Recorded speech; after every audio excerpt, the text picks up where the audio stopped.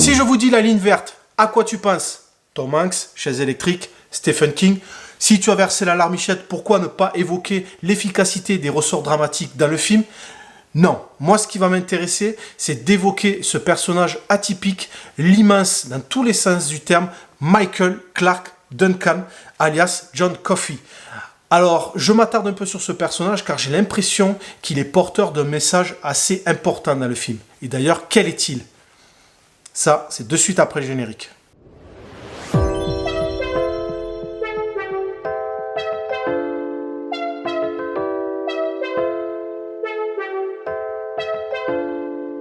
Hola, c'est Mister Audi, j'espère que tu vas bien, que vous allez bien. Je suis content de vous retrouver sur cette chaîne qui dédie ses contenus à la fois de l'analyse filmique, mais aussi à des moments de réalisation. Alors aujourd'hui, nous allons aborder le film La Ligne Verte, un film qui m'a été suggéré il y a quelques temps maintenant par une personne que je connais très bien, dont je sais que c'est une fan de l'œuvre, mais si je voulais être plus précis, je dirais que c'est une érudite de plus largement de Stephen King. Voici ma proposition. La Ligne Verte est l'adaptation cinématographique du roman éponyme de Stephen King sorti en 1999 par le réalisateur Frank Darabont. Stephen King dira plus tard que cette adaptation est la plus fidèle jamais réalisée sur grand écran. Dans cette vidéo, je ne parlerai pas de Stephen King. Qu'est-ce qu'ils ont? Bon, ça va. Ben, normal, je vais pas parler de quelqu'un dont je n'ai jamais lu les livres. Logique. Frank Darabont s'est d'abord fait connaître en tant que scénariste, et cela dès 1987, notamment sur le film Freddy numéro 3, ou bien The Blob sorti en 1988, ou pour terminer La Mouche 2 sorti en 89. À croire que c'est un fan de Stephen King, puisque sur 4 œuvres qu'il a réalisées, 3 sont issues d'adaptations de l'écrivain. Notamment Les Évadés, le fabuleux Les Évadés sorti en 1994 qu'il a fait se révéler au grand public avec Morgan Freeman et Tim Robbins. Suivi de près par La Ligne Verte, donc sorti en 1999 avec Tom Hanks, The Majestic avec Jim Carrey sorti en 2001 et pour terminer The Mist sorti en 2007. Il est aussi le showrunner de cette fameuse série que l'on connaît tous, The Walking Dead, dont il est réalisateur, scénariste, producteur, notamment de la saison 1. Avant de parler de La Ligne Verte, il est important d'évoquer les caractéristiques qui définissent le style de Frank Darabont. Ce qu'il faut commencer par dire, c'est que l'humain l'intéresse. L'humanité est au centre de ses films, avec des thématiques qui peuvent en découler, notamment la justice, la liberté, la rédemption. Tous ces personnages sont souvent en quête de quelque chose. Notamment avec John Coffey dans La Ligne Verte, qui cherchera une forme de liberté par le trépas. La mort l'aidera à surmonter l'usure procurée par un pouvoir qu'il n'a jamais choisi d'avoir. Le pouvoir de ressentir l'humanité dans ce qu'il y a de bon et de mauvais en tout un chacun. Je suis fatigué de toute la peine et la souffrance que je sens dans le monde. Il y en a trop. C'est comme si j'avais des bouts de verre dans ma tête. Tout le temps, pas trop. Dans Les Évadés, Andy Dufresne, prisonnier recherchant cette justice, faire éclater la vérité sur un crime dont il n'est pas coupable. C'est une chance pour moi d'être libéré. Il s'agit de ma vie. Vous ne comprenez pas, il s'agit de ma vie. Allez dehors, faites-le sortir. Rick Grimes dans The Walking Dead cherchera coûte que coûte à incarner le bien et la justice dans un monde chaotique pour protéger les siens. Écoute, merde, les choses ont changé. C'est fini, il n'y a plus de nègres maintenant, c'est bien clair? Et il n'y a plus de gros cons de suprémacistes consanguins. Il n'y a plus que de la viande fraîche et de la viande froide. Il y a nous et il y a les morts. Si on veut survivre, faut qu'on se serre les coudes, pas qu'on se tire dans les pattes. Ce qui amène souvent ces personnages à faire des choix qui mettent de côté la morale. S'échapper d'une prison, faire le choix de la mort ou bien tuer.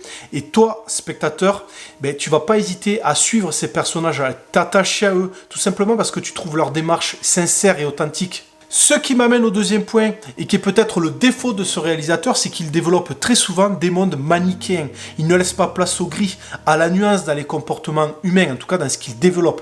Prenez un film comme Les Évadés, histoire de développer chez toi de l'empathie pour des personnages qui ont censé avoir commis des crimes, on ne dévoile jamais les raisons et les causes du fait qu'ils se retrouvent en prison. A contrario, les méchants, alors là on va tout expliquer, on va tout dire. Prenez Percy Hutchinson ou bien William Wharton dans La Ligne Verte, le capitaine Hadley ou bien Warden Norton dans Les Évadés, Merle Dixon dans The Walking Dead. Tu ne te poses même pas la question de savoir s'il y a du bon à eux. Tu les qualifies directement de gros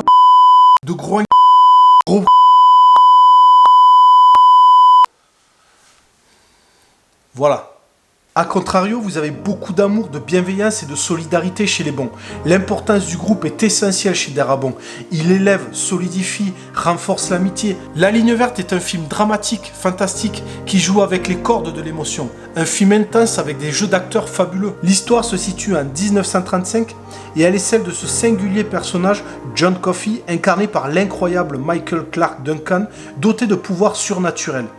Condamné à la chaise électrique pour viol et meurtre sur des enfants dans ce pénitencier dont le responsable est Paul Edcombe, incarné par Tom Hanks, suivi de près par ses collègues. La ligne verte est ce couloir de la mort qui mène les détenus à la chaise électrique. Pour comprendre le message dont serait porteur John Coffey, je vais faire un petit rappel historique, en tout cas du contexte dans lequel est issu le film. L'histoire se déroule, comme je le précisais tout à l'heure, en 1935 dans le pénitencier Louisiana Penitentiary Coal Mountain, situé dans l'état de la Louisiane, au sud des États-Unis, un lieu chargé par sa lourde histoire sur l'esclavage. Ce pénitencier qui existe encore aujourd'hui est une des prisons les plus dures des États-Unis, regroupant jusqu'à 75% des détenus afro-américains et surnommé l'Alcatraz du Sud.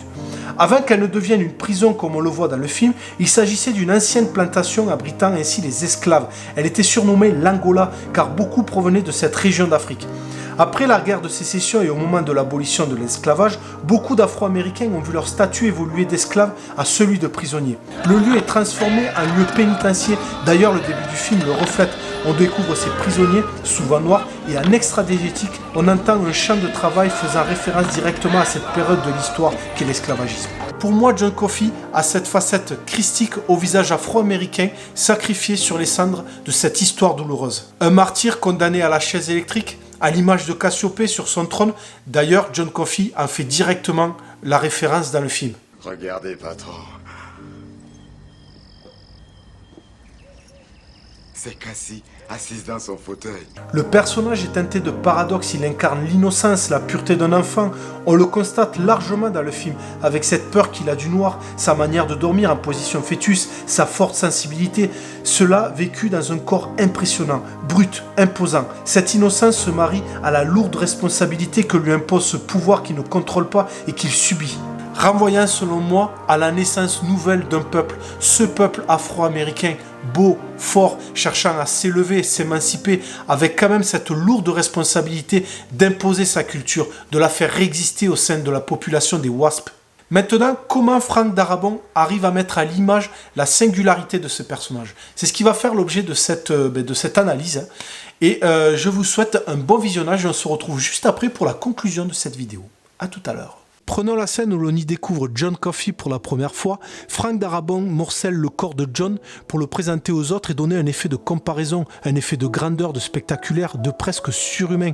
Un bout de son corps reste souvent en amorce et même si les angles de prise de vue ne donnent pas de notion de supériorité par l'utilisation de la contre-plongée par exemple, ou d'infériorité avec les plongées, pour éviter un maximum de positionner John dans un rapport de jugement. Les lignes de fuite dans les regards des autres protagonistes nous proposent de faire prendre conscience du charisme de John. Les seules fois où l'on a affaire à une contre-plongée, notamment sur John Coffey, et en même temps on découvre le personnage, il semble tellement apeuré qu'il démystifie la mesure. On aurait presque envie de lui faire un câlin. Lorsque l'on sort de la présentation par la comparaison, on revient enfin au groupe quand un rapport commence enfin à s'instaurer, un rapport qui semblerait commencer sur des bases saines. D'autres extraits le rendent bien évidemment atypique, notamment les scènes où il utilise son pouvoir pour se conclure avec ses plongées presque en top shot pour nous ramener à une position divine.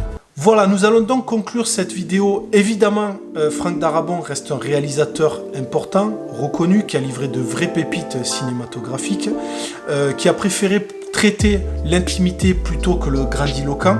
Pour ma part, les films vraiment que j'affectionne de Frank Darabont sont Les Évadés, bien évidemment La Ligne Verte, The Majestic, il faut que je le découvre, je ne l'ai toujours pas vu avec Jim Carrey, mais il paraît que c'est un vrai bijou. Et voilà, après, bon, The Walking Dead, je pense qu'il a relancé un petit peu la dynamique du mort-vivant en essayant de mettre l'accent sur les faits dramatiques et les enjeux autour des personnages dans un monde chaotique tel que les zombies. Donc je trouve ça intéressant. N'hésitez pas à vous abonner, à liker, à commenter, à encourager la démarche si vous l'appréciez. En tout cas, moi, ça me permet d'avoir une visibilité, savoir un petit peu quel est mon public, quel est le public qui me suit. Et voilà, donc je vous dis à la prochaine et on se retrouve rapidement. Au revoir.